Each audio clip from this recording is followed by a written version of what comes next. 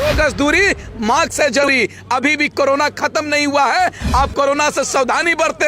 लेकिन असम जाते हैं और बिना मास्क का हजारों की संख्या में लोगों से सभा करते हैं और वोट मांगते हैं। किसान आंदोलन करेगा तो कोरोना आ जाएगा, जब युवा रोजगार मांगेगा तो कोरोना आ जाएगा। जहां जहां चुनाव होता है वहां वह कोरोना भाग जाता है। जहां चुनाव होता है वहां बोलते हैं हिंदू खतरे में आ जाता है, लेकिन जहां चुनाव खत्म होते ही वह हिंदू खतरे बाहर से आ जाता है। देश का प्रधानमंत्री 7 साल में है, अब बताइए ना किसका दर्द समझे उन्होंने? ना हमारी बहन जसोदा बहन जी का समझे, ना ही देश के अल्पसंख्यक को समझे, ना ही देश के युवाओं का दर्द समझे, और ना ही देश के अन्नदाता किसानों का दर्द समझे। दर्द है मोदी जी के किसी के दिल में तो वह है अडानी और अंबानी के लिए, कंगना रनावत के लिए। जब हमारा देश गुलाम था तो अंग्रेजों के साथ चाय पर चापलूसी करते थे। स्मृति ईरानी जो बंगाल में जाके कह रही है कि जय श्री राम, भगवान के नाम पर वोट दो, ये स्मृति ईरानी वही है 2014 से पहले 1 रुपए और 8 आना जब डीजल पेट्रोल में दाम बढ़ता था ये अपने रोड पे आ जाती थी, लेकिन आज 100 रुपए पेट्रोल का दाम हो गया है,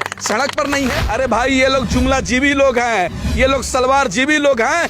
एक बात बताइए ना, एक पैर में प्लास्टर, दूसरे में हवाई चप्पल, 400 की साड़ी पहनने वाली महिला, 120 रुपए के चप्पल पहनने वाली महिला प्रधानमंत्री को चैलेंज कर रही है। सुभाष चंद्र बोस ने कहा था कि जब राजनीति धर्म पे आ जाती है तो देश विकास नहीं कर सकता है। ना डरेंगे ना झुकेंगे, ना डरेंगे ना झुकेंगे, अत्याचार का सामना सत्याग्रह से करेंगे, और जब तक तीनों कृषि कानून रद्द नहीं हो जाता है तब तक हमारा आंदोलन जारी रहेगा। और एक और बात, दिल्ली में मोदी जी 4 दिन पहले एक लाइव आकर कहते हैं कि 2 गज दूरी, मास्क है जरूरी। अभी भी कोरोना खत्म नहीं हुआ है, आप कोरोना से सावधानी बरते। लेकिन असम जाते हैं और बिना मास्क का हजारों की संख्या में लोगों से सभा करते हैं और वोट मांगते हैं। देखिए ये भाजपा की कितनी गंदी राजनीति कर रही है। जब किसान आंदोलन करेगा तो कोरोना आ जाएगा, जब युवा रोजगार मांगेगा तो कोरोना आ जाएगा, जब महिलाएं अपनी सुरक्षा की बात करेगी तो कोरोना आ जाएगा, लेकिन जहां जहां चुनाव होता है वहां वह कोरोना भाग जाता है। ये भाजपा वालों को देखिए, जब भारतीय जनता पार्टी के लोग वोट मांगने जहां चुनाव होता है वहां बोलते हैं हिंदू खतरे में आ जाता है, लेकिन जहां चुनाव खत्म होते ही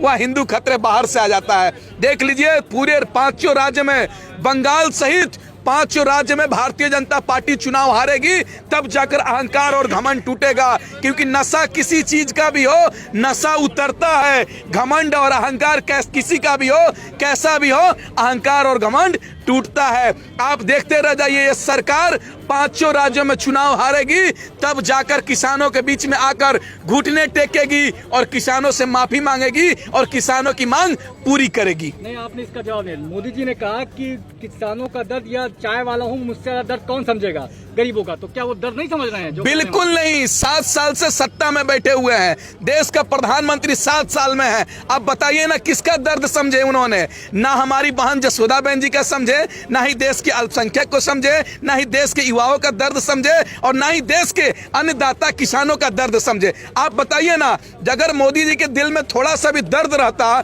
तो किसान 300 से ज्यादा शहीद हो जाता है, अन्नदाता उसके परिवार से मिलने नहीं आते हैं, किसान लगभग 4 महीने से करीब खुली आसमान के नीचे बॉर्डर पर धरना देता है, उससे मिलने नहीं आते हैं, उनकी मांग पूरी नहीं करने आते हैं। दर्द कैसा है मोदी जी? आपके दिल में दर्द है ही नहीं।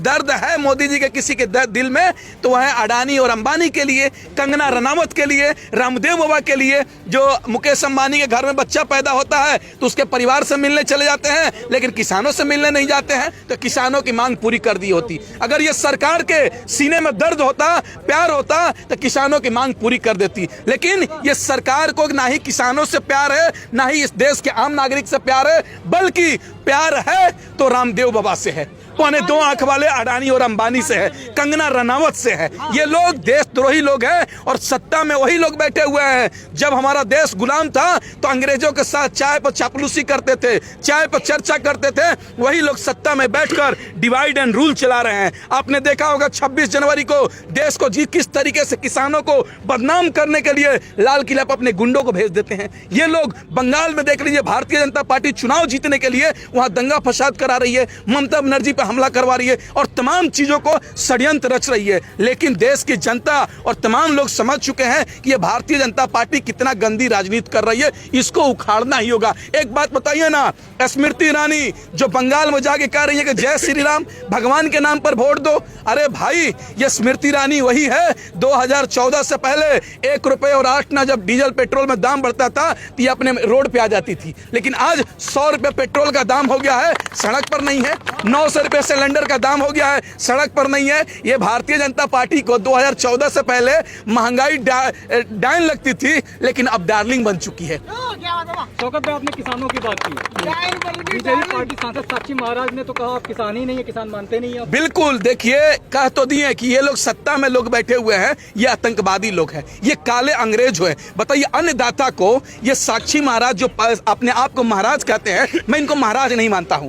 ये लोग ढोंगी हैं जो अन्नदाता को गाली दे रहा है और बोल रहा है कि अन्नदाता नहीं, ये किसान नहीं, आतंकवादी है, खालिस्तानी है। एक बात बताइए ना, जो अगर किसान, इस देश का किसान खेती करना छोड़ दे तो इस देश का आम नागरिक भूखा मर जाएगा। आप बताइए ना, अगर किसान खेती नहीं करेगा तो आपके और हमारे घर में खाना कैसे पकेगा? और देश का किसान अपने बेटा को देश की रक्षा के लिए बॉर्डर पर नहीं भेजेगा तो हमारा देश गुलाम हो जाएगा। अब बताइए ना, कितने नेता मंत्री अपने बेटा को आर्मी के जवान में भेजते हैं, कितने बेटा बेटी को बॉर्डर पर भेजते हैं? कोई नेता नहीं भेजता है, बल्कि देश का आम नागरिक, गरीब, किसान, मजदूर अपने बेटा को देश की रक्षा के लिए भेजता है। साक्षी महाराज को तो सस्पेंड कर देना चाहिए लोकसभा से, उन पे FIR बुक करना चाहिए, उनको देशद्रोही का मुकदमा दर्ज करके उनको जेल में भेज देना चाहिए। भाई, किसानों को गाली देंगे आप? किसानों को खालिस्तानी कहेंगे, आतंकवादी कहेंगे, दलाल कहेंगे? ये देश की जनता को समझना होगा और तय करना होगा कि ये लोग सत्ता में बैठे लोग, देशद्रोही लोग, देश के देशभक्त को गाली दे रहे हैं, अन्नदाताओं को गाली दे रहे हैं। देश की जनता समझ चुकी है, इनके बहकावे में नहीं आने वाली है। अब बताइए ना, कुछ दिनों पहले MCD का चुनाव हुआ दिल्ली में, भारतीय जनता पार्टी हारी, पंजाब में हारी, उसी तरीके से 5 राज्य में चुनाव हारेगी। अहंकार देख लीजिए, ये लोग अहंकारी लोग हैं, घमंडी लोग हैं, क्योंकि ये उत्तर प्रदेश का CM बंगाल में जाकर लंबी लंबी बातें कर रहे हैं। बंगाल में महिला सुरक्षा की बात कर रहे हैं, जिनके राज्य में महिलाएं सेफ नहीं है वो सुरक्षा की बात कर रहा है। जो व्यक्ति, मोदी जी कह रहे हैं कि बंगाल में अगर हमारी सरकार बनेगी तो मैं बंगाल को चमका दूंगा। क्या बंगाल इस देश का हिस्सा है कि नहीं है? बंगाल के आम नागरिक क्या प्रधानमंत्री हैं कि नहीं है? प्रधानमंत्री रहते हुए बंगाल को क्यों नहीं चमका दिया आप? बिहार में तो भाजपा की सरकार है, क्यों नहीं चमका दिए?